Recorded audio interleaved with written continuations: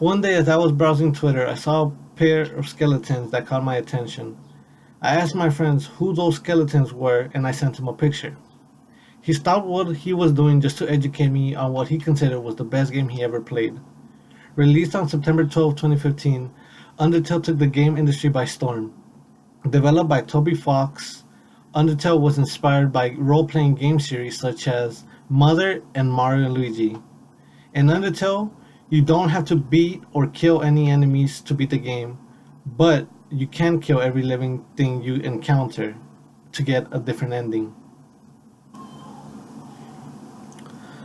Before I continue, I must let you know that this game is best experienced blind. No, I'm not asking you to cover your eyes with acidic chemicals that will cause you to lose your eyesight, just so you can play this game. What I mean by the word blind is that this game is amazing when you don't know anything about the story. Since this whole speech is about Undertale, there will be spoilers that may spoil some of the fun if you are persuaded to play. From this point on, I'll go into more detail about Undertale. You've been warned. You start the game in an unfamiliar world and you begin to walk around until you eventually meet a flower called Flowey. Flowey begins to explain the rules of the world you're currently in and asks you to collect the shards he throws at you in order to advance. Upon touching one of the shards, Flowey's face expression changes and the background music stops. Flowey begins to laugh in a sinister way and explains that the world we live in has only one rule: kill or be killed. Undertale focuses a lot on player choices, which affect the outcome of the game. You may experience people in life that will act friendly but have other intentions to see you suffer. This is something everyone can relate to. However you decide to play Undertale says a lot about you. Undertale focuses a lot on determination. Every time you fall down, you need determination to get back up and move onward with your goal. Undertale is a test. This is a game that tests to see who you really are. After Flowery threatens to kill you, you are saved by a gold mom named Toriel, whose name is the play on word of tutorial. Toriel is the person that shows you the rope of the game. She presents a small puzzle, gives a backstory of the world you're currently in, and shows you how to fight. It is in this fight where you show your true colors. Remember the golden rule of Undertale? Do unto others as you would have them do unto you? It's not that one, but you should probably keep that one lingering in the back of your mind for the duration of this essay. Kill or be killed. That is the rule Flowey said this new world is governed by. If you choose to abide by the be killed portion, you will start out doing a true pacifist run. In this run, you must not kill anything to receive the true ending. You play the game sparing every enemy you encounter, only to reach the final boss, who you must damage to return to your world. Each choice reflects on who you are as a person. During lunch in high school, I would see a group of students here and a group of students there. What made a student group up with those other students? Was it the type of music they listened to? Similar backgrounds, similar interests? Whatever it may be, that group was given an adjective such as a goth group, rock group, a band group, jocks, gamers, etc. Each group had their own personality and characteristics. In Undertale, it was you against a world full of monsters. Since they didn't look or behave like you, they must be destroyed, right? No. Each character and enemy in the game has their own personality, which you can see clearly in the True Pacifist run. There is a small enemy who is trying to be a comedian when you first encounter him. He starts telling you a joke. If you choose to laugh, he'll tell another, and another, until he finally ends up thanking you for supporting his choice to be a comedian, unlike his father. These moments are scattered throughout the game and help sow the story and adventure that is Undertale.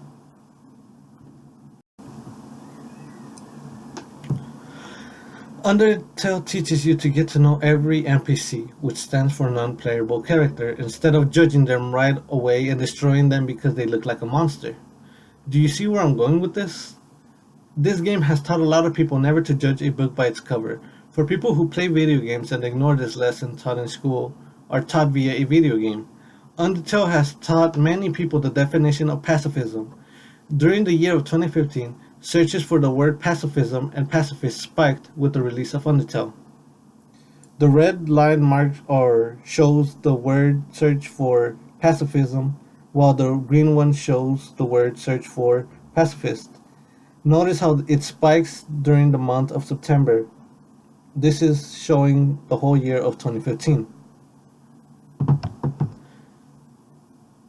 Remember I said this game took the game industry by storm? Many video game streamers and YouTubers began to boot up old games doing a no-kill playthrough because of how well Undertale handled a pacifist run. In life, you go through many adventures and meet new people. This game goes beyond and enhances your emotions when you meet a new enemy and try to figure out what its interests are and how to beat it without killing.